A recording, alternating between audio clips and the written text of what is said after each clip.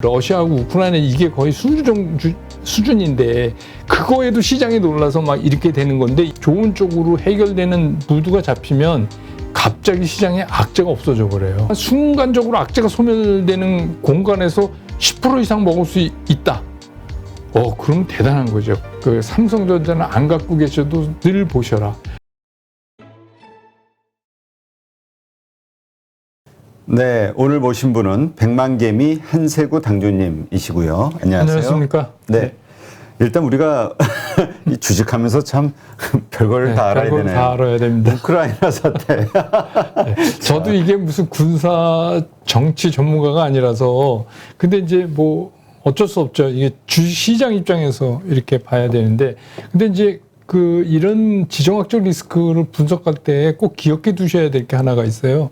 그게 뭐냐면 자신의 호불호를 떠나갖고 상당히 객관적인 입장에서 이거를 평가해야 됩니다. 그렇죠. 모든 지정학적 리스크는 다 그렇습니다. 그러니까 러시아는 러시아 나름대로 입장이 있을 테고, 그러니까 러시아 나빠 이렇게 하고 이제 이거를 보면 그러면 이제 굉장히 침공한데 이러면 놀라게 되고, 그런데 사실은 이건 약간 균형 감각 있게 볼 필요가 있어요. 그렇죠. 국제 정세는 상대 쌍방이 있는 거기 때문에 네. 일단 우리가 이해를 해야 그 사람들의 각각의 입장을 알아야 그렇죠. 어떻게 대처를 할지를 또 예상해 볼 수 있는 거니까 일단 나스닥 증시도 바이든 대통령의 뭐라 그럴까요? 전쟁이 곧 터질 수 있다. 몇 수일 내로 침공할 가능성이 높다는지 이렇게 얘기를 하니까. 그러면 나스닥도 급락하고. 네. 그래서 이제 7천 명이 러시아군 7천 명이 다시 우크라이나 국경 쪽으로 이동했다. 그리고 군대를 철수했다는데 확인되지 않았다.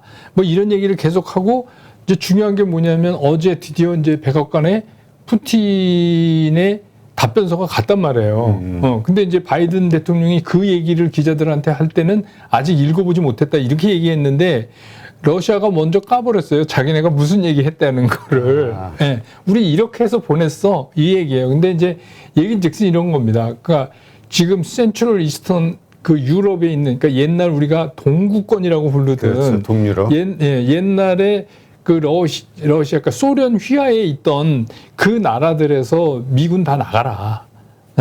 그건 우리의 안전을 보장할 수 없으니까 나가라. 그 얘기고, 당연히 우크라이나는 우리 바로 코앞인데 여기를 무슨 나토에 가입시키면 미군 무기가 여기 들어올 거 아니냐. 옛날에 존 F 케네디 대통령 때 쿠바에 그렇게 하니까 안 된다고 난리친 거 기억 못해? 이런 거예요. 쉽게 말하면.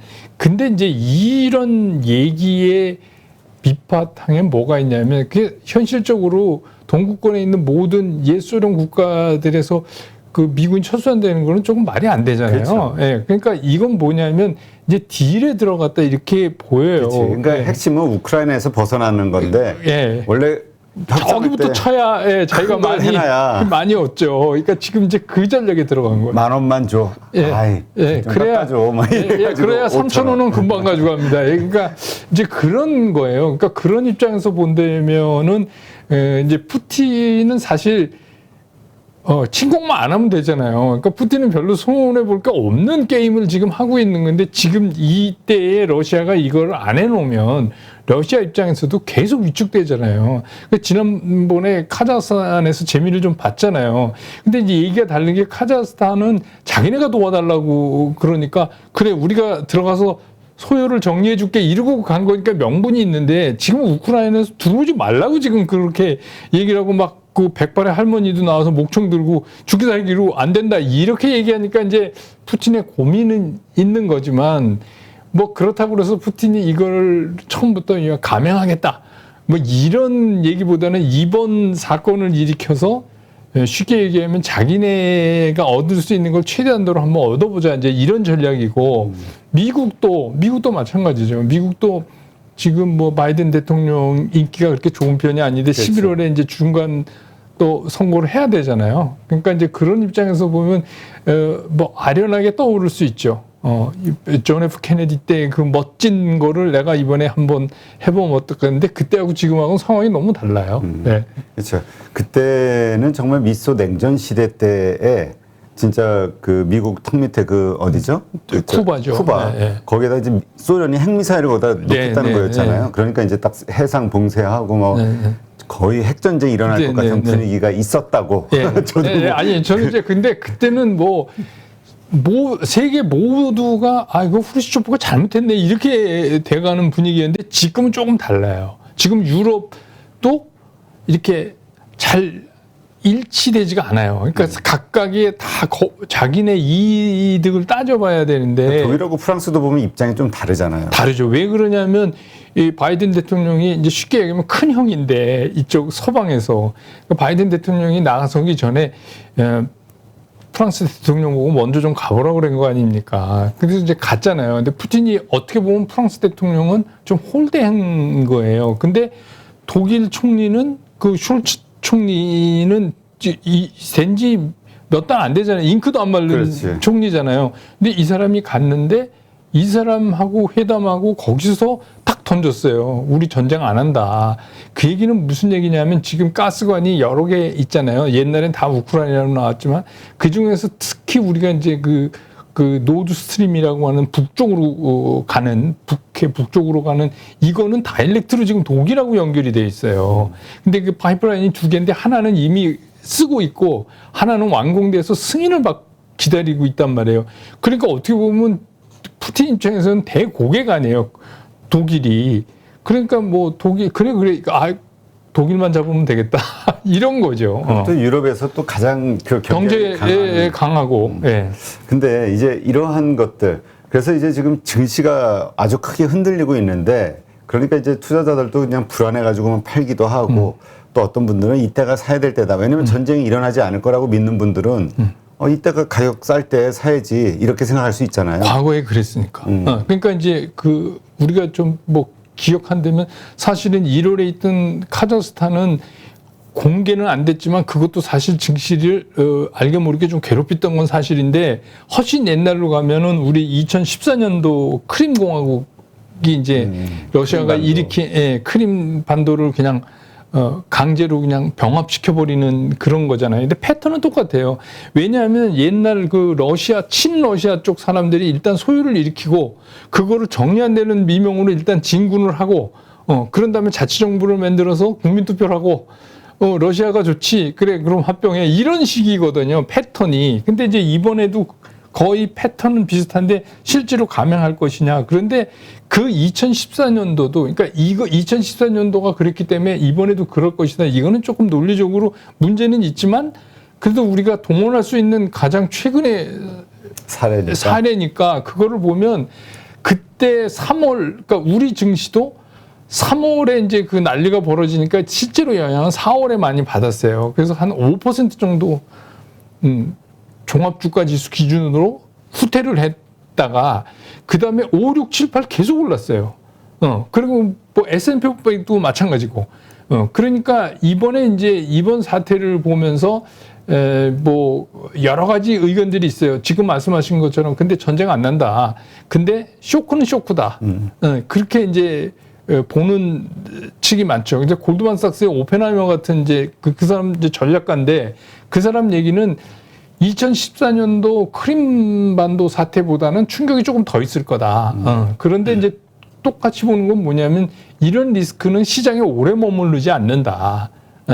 근데 이게 지금 있게 되면 일단 기본적으로 유가는 상승이 될 거고요. 네. 그러다 보면 원자재 가격들이 전부 인상이 될 텐데 그렇게 되면 그러니까 상승이 될 텐데 그러면 이제 또 인플레이션 문제 미국 입장에서는 또 어떻게 할 수가 없잖아요. 그러니까 지금 타이밍이 굉장히 나쁜 거예요. 전쟁이 나기에는 좀 타이밍이 나쁘고 또 잘 아시지만 역사적으로 러시아가 유리한 전쟁을 하려면 겨울로 들어갈 때 일을 터트려야지 되는 거지. 겨울이 빠져나가는 때 한다는 거는 조금 뭐 요새는 현대전이라 그렇지 않다 그래도 일단 막 병력이 동원되고 이러는 건 아무래도 러시아가 능숙하죠. 그쪽 지역에 대해서는. 이게 이제 그런 점 하나가 있고 그다음에 이제 우리가 유가는 이번에 진짜 어제 이제 유가가 좀 빠졌잖아요. 그게 왜 그러냐면 갑자기 이란이 핵 협상을 미국이랑 좋은 쪽으로 이제 거의 결론에 도달했다 이제 이런 얘기가 나오니까 오히려 그것 때문에 유가는 빠졌어요. 유가는 빠졌는데 문제는 또 이게 뭐 저는 이제 증시에 관련된 사람이라 너무 좋은 쪽으로 해석하는지는 모르지만 어제 이제 그러다 보니까 그 채권 금리가 다시 떨어졌잖아요. 그 얘기는 뭐냐면 진짜 이렇게 상황이 우리가 예측은 안 했지만 이렇게 되는 데다 대고 연준이 진짜 0.5%포인트 다음 달에 위로 땡긴다고? 이런 생각도 이제 들 정도로. 근데 이론적으로 얘기하면 뭐 유가 폭등하고 그랬는데 어제 유가 뭐 천연가스 다 빠졌단 말이에요. 그러니까 우리가 확실히 이 시장은 우리가 예측하는 것 바깥에 여러 가지 일들로 이렇게 되는데 마침 이란이 이제 그렇게 돼서 모든 그 기본적인 베이직 머티리얼스의 가격을 이렇게 움직이게 하는 유가가 조금 잦아들었다. 그 얘기는 또 어떻게 보면 불행 중 다행이다라고 볼 수도 있어요. 그렇죠. 네. 그러니까 이제 지금 시점에서 우리가 어떤 액션을 취할 것이냐, 한번 이럴 때 과감하게 빠질 때 들어갈 것이냐, 아니면 리스크 관리 차원에서 지켜보고 있어야 될 것이냐, 이게 이제 고민인 거죠. 근데 이제 저는 이렇게 보는 거죠. 이거는 그렇다고 해서 어느 한쪽으로 결론을 내고 움직이기는 상당히 리스크가 있지만 그 리스크 자체가 제한돼 있다는 거예요. 벌써 어제 이제 바이든 대통령 그렇게 얘기하니까 또 오늘 뭐 미국 시장도 빠지고 우리도 오늘 이제 좀 하는데 제가 녹화 들어오기 전에 보니까 그렇게 생각보다 밀리지를 않더라고요. 그렇죠. 그러니까 그 얘기는 무슨 얘기냐면 이미 상당히 16일 날 공격을 한 해 만에 이러면서 상당히 많이 시장이 이미 그 상황을 인식하고 있기 때문에. 그리고 막상 진짜 그 전쟁이 나면 네. 하루 이틀 뭐 그러지 그 다음부터 그렇죠. 다시 올라갈 거다. 네, 그러니까 그렇죠. 그게 이제 과거 제가 아까 크림반도 사태도 말씀드렸지만 그러니까 많은 사람들이 어떤 생각을 하냐면 그래 그러면 만약에 지금 떨어져 봤더니 뭐 이번에 5% 빠진다며. 근데 지금 빠진 것까지 계산하고 그래서 진짜 실제로 막 총격이 일어나고 그렇게 되면 그러면 사야 되는 거 아니야? 이런 생각이 오히려 시장을 많이 지배하고 있는 것 같아요. 제 개인적인 생각은, 이게 뭐 제 개인적인 생각이 그렇게 중요한 건 아니지만, 저는 이제 이거 처음 나올 때부터, 이번엔 전쟁 아니다. 이건 전쟁은 이렇게 무슨 시간을 정해놓고 하는 전쟁이, 그런 거는 스포츠밖에 없지. 무슨 전쟁은 시간을 정해놓고 하냐. 그렇죠. 네, 그러니까 이거는 아니고, 이제 쉽게 얘기하면 러시아 입장에서는 어저께 그 돈바스 지역 있잖아요. 그 중에 한 주가 박격포 이렇게 거기는 사실 90% 이상 주민들이 우린 러시아 쪽으로 하고 싶다고 이미 얘기하고 실제로 민병대가 장악을 하고 있는데요. 그러니까 거기는 정확히 얘기하면 우크라이나라고 얘기하기도 좀 애매모호한 건데 그게 왜 지정학적으로 중요하냐면 거기를 잡으면 흑해로 나가는 거리가 많이, 그러니까 바로 흑해랑 다 있기 때문에 러시아로서는 굉장히 좋은 거예요. 그러면 위에 이제 베라루스 있고 크림반도 있고 여기 우리 돈바스 지역을 만약에 독립을 하면 돈바스 얘기는 이겁니다. 그 두 개 주는 니네도 옛날에 우크라이나도 러시아에서 나온 거잖아. 니네도 독립선언해갖고 우리도 독립선언을 할 거거든. 그래서 주민투표를 했단 말이에요. 그래서 지금 우크라이나는 이런 거예요.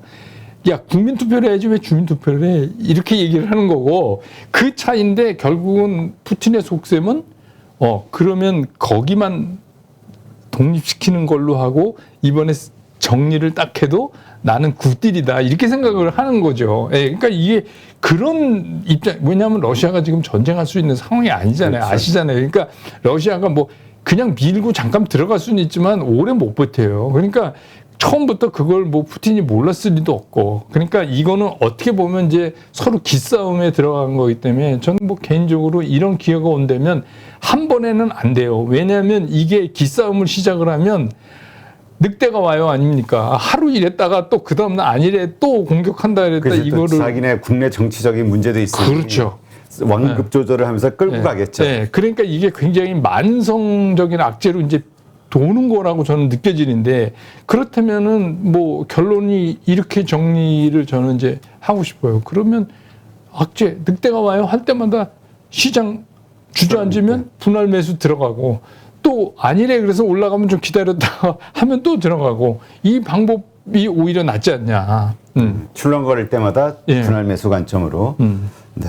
하긴 그 치킨 게임이라는 게 결국은 그 전에 뭐죠? 그 SK 이노베이션하고 LG 화학하고 그 특허권 전쟁이 있었을 때 끝까지 가야 돼요. 정말 마지막 하루 놔두고 딱 타결돼 버렸잖아요. 근데 뭐 푸틴도 그렇고 바이든 대통령도 그렇고 그건 모를 분들이 아닌데, 그러니까 이거는 결국은 그 기싸움이고, 러시아도 지금 입장에서는 러시아의 그 파워라는 게 결국 에너지를 장악하고 있어서 유럽을 이렇게 해보려고 하는 거잖아요. 그리고 사실 그게 끊기면 러시아도 재정적으로 상당한 타격이 있죠. 그렇죠. 지금 국내 경제들이 서로 다 안 좋으니까. 근데 하여튼 그 우리 우스갯소리로 그랬는데, 전쟁하는 러시아보다도 우리 중시가 더 빠졌다. 그거는 왜 그러냐면, 이제 그럴 수밖에 없는 게, 아무래도 지금 시기적으로도 그렇고, 우리는 수출주도 국가이기 때문에 모두 원재료가 수입이 되는 거잖아요. 그러니까 우리 그냥 옛날부터 흔히 하던 말로 기름 한 방울도 안 나는 나라.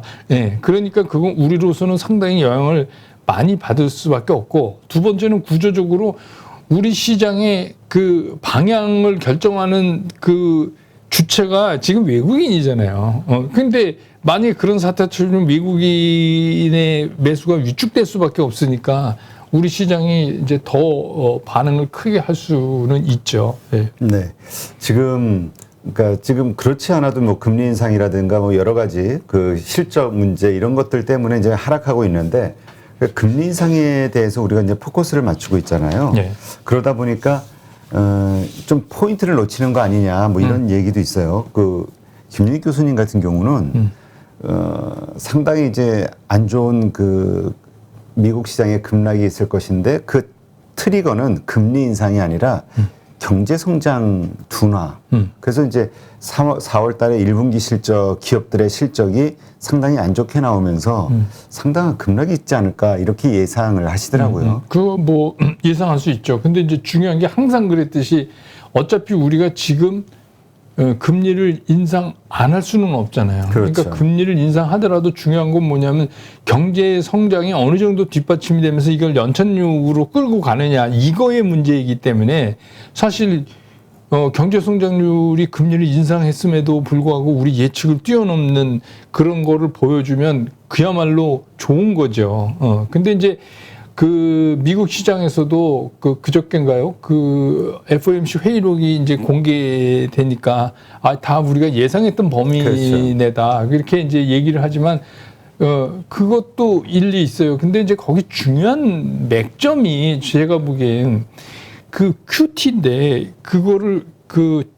우리가 이제 유동성 축소를 할 때 지금까지는 어떻게 할까, 이 사람들이 좀 매파가 많아갖고. 그런데 만기 돌아오는 거를 받아주는 형태로 하겠다. 그러니까 만기 남은 채권을 그냥 때려갖고 하는 건 아니다. 그러면 이제 그게 사실은 시장이 안심했던 이유거든요. 그렇죠. 그런 거야? 그러면 그러면 오히려 좋을 수도 있지. 난 쟤네들이 하도 매파 발언을 해서 그냥 만기 남은 것도 막 때린다고? 그렇게 생각을 이제 하고 있었잖아요, 시장은. 그렇죠. 그런데다가 이제 어제 같은 경우는 바이든 대통령도 그렇게 얘기했지만, 그 요새 센트로이스 연준 총재인가요? 그분 요새 자주 강성 발언을 계속 하는데, 그분이 또 한마디 하셨어요. 빨리 인상해야 되고 뭐 이렇게. 그러니까 이 금리 인상도 저는 이렇게 보는 거예요. 일단은 금리 인상도 발표되기 전에 시장이 먼저 움직일 가능성이 있어요. 그러니까 왜냐하면 지금 이제 우리 다 알았잖아요.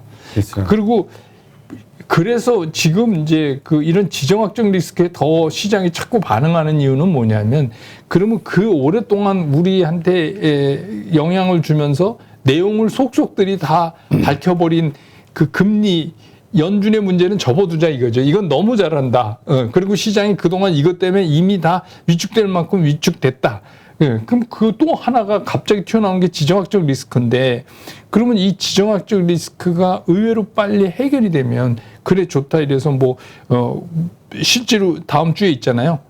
양국의 그 장관 회의가 러시아하고 미국하고 거기서 뭔가가 이제 이렇게 해서 조금 좋은 무드로 가면서 자진 서로 자기네를 홍보하는 홍보전은 있겠지만, 어제도 저희 들었잖아요. 뭐 박격포를 몇 포 쏘고 이랬는데 지금 러시아하고 우크라이나 이게 거의 수준인데 그거에도 시장이 놀라서 막 이렇게 되는 건데 이런 게 잦아지면 이제 시장은 점점 둔해지겠지만 만약에 이것까지 좋은 쪽으로 해결되는 무드가 잡히면 갑자기 시장에 악재가 없어져 버려요. 순간적으로.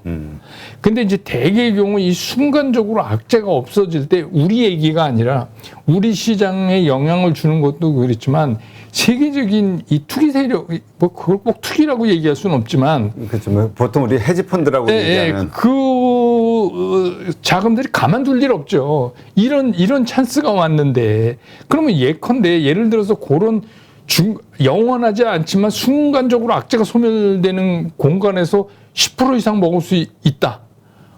그러면 대단한 거죠. 그래서 제가 그 삼성전자는 안 갖고 계셔도 늘 보셔라.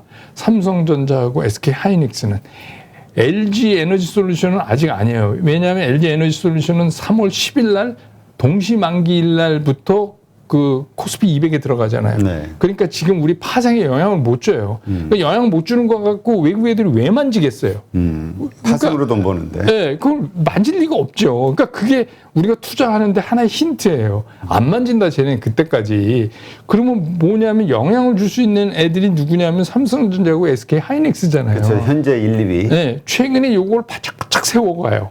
그러니까 그거를 매집을 해나가서 그때 이제 그게 꼭 올린다. 매집을 한다는 이유는 그렇게 그때 와서 이걸 올린다도 있지만 이거를 매집을 하면 지수가 쉽게 움직여요.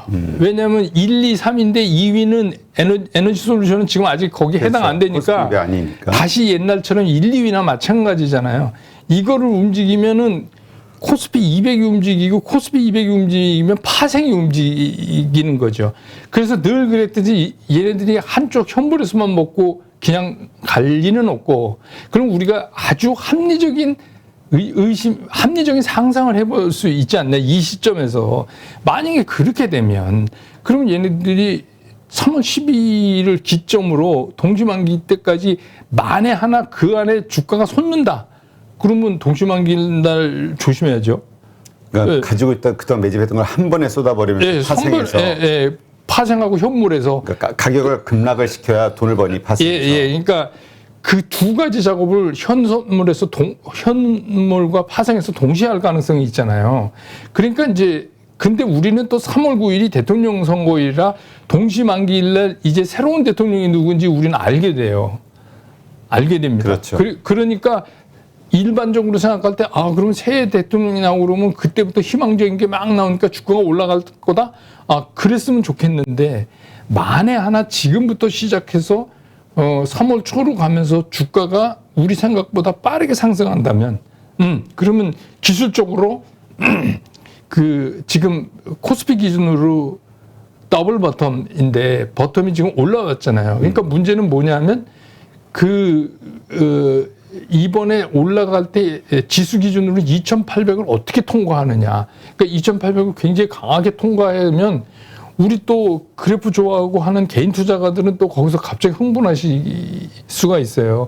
그러면 아주 쉽게 뭐 큰 폭은 아니지만 갈 수 있다. 그러면 우리가 재작년 시장은 진짜 뭐 그냥 사과나무로 만든 지팽이 꽂아도 사과가 열리는 장이었으니까. 그러니까 그런 장은 이제 없어요. 그러니까 이런 장에서 올해 같은 장에서 그 정도 찬스를 그냥 넘길까 하는 상상도 우리가 좀 한쪽에 해보고 있어야 되는 거 아니냐 그런 생각. 그러니까 저는 뭐 무조건 사시라 이런 얘기가 아니라 그래서 항상 제가 말씀드리는 게 그렇지만 우리 상상이 틀릴 경우를 대비해서 한쪽에 현금을 그러니까 풀로 실으면 안 되지만 한쪽에 현금은 20-30% 유지하면서 이런 전략을 한번 이런 상상을 한번 해보면 어떠냐.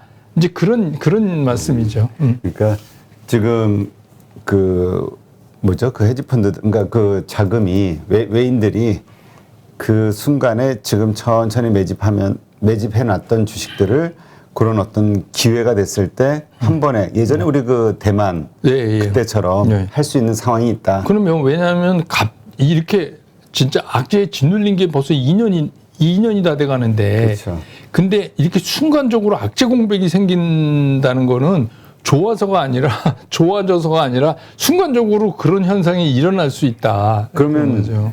그렇게 악재가 없을 때 오히려 좀 이렇게 놀리는 쪽으로 돈을 벌려고 하지 않을까요? 오히려 그냥 그러니까 제 얘기는 지금 시장을 너무 비관적으로 보실 필요가 없다는 말씀을 드리는 그러니까 지금 거죠. 우리가 저도 좀 전에 생각했던 거는 과거의 패턴을 보더라도 보통은 그냥 쏟아보면서 그동안 매집했던 걸 한 번에 쏟아보면서 파생해서 돈을 벌어가는 이것만을 생각했는데 그게 아니라 많이 매집해 놓은 상태에서 조금만 더 확 당기면 순간적으로 당기면 확 올라갈 수도 있는 마침 거잖아요. 이제 우리 이 시장에 1위 삼성전자, SK 하이닉스가 다 반도체예요. 근데 요새 계속 그 작년 연말하고는 분위기가 상당히 다르잖아요. 그래도 믿을놈은 반도체밖에 없다.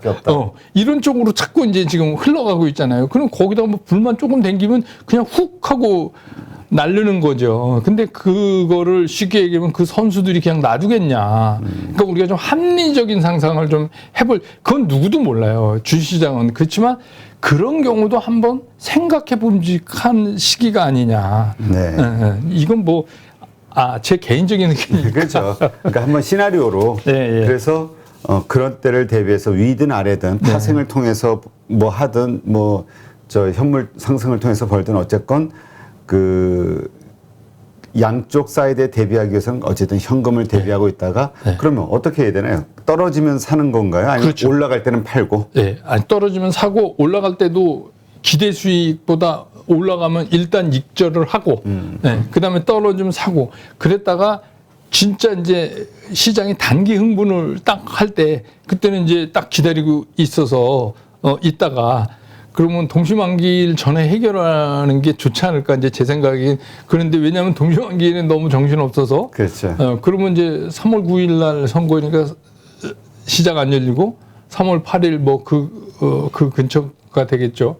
그래서 우리가 좀 기본적인 생각에 이 대통령이 새로 이제 정해지시게 되면 우리는 이제 뭐 여러 가지 화해 무드가 막 이랬는데 저는 안 그럴 가능성이 이번엔 있다. 안 그럴 가능성이 있어서 너무 그런 쪽의 과거 패턴을 오히려 저는 후반부가 좋을 것 같아요. 올해 하반기가. 하반기. 그리고선 거기서 한번 정리가 돼야 되지 않을까. 그런 그냥 생각입니다. 지난번에도 제가 이제 그런 말씀 드렸지만, 요새 이제 이렇게 보면 제가 한번 그런 말씀 드린 적 있잖아요. 기승전 삼성전자라고. 기승전 삼성전자. 왜냐하면 그게 잘 봐야 돼요. 삼성전자 안 가지고 계셔도. 그렇죠. 삼성전자 가지고 파생이 됐든 뭐 그 글로벌 해지가 됐든 많은 일들이 일어나니까 하여튼 그런 거 대비해서 3월 초 중반 사이에 이제 이런 일들이 벌어졌을 때 대응을 그러니까 결국은 현금이 있어야 대응할 수 있겠네요. 그래서 20-30% 대응 현금을 항상 보유하는 거 생각해 보시면 되겠네요. 네.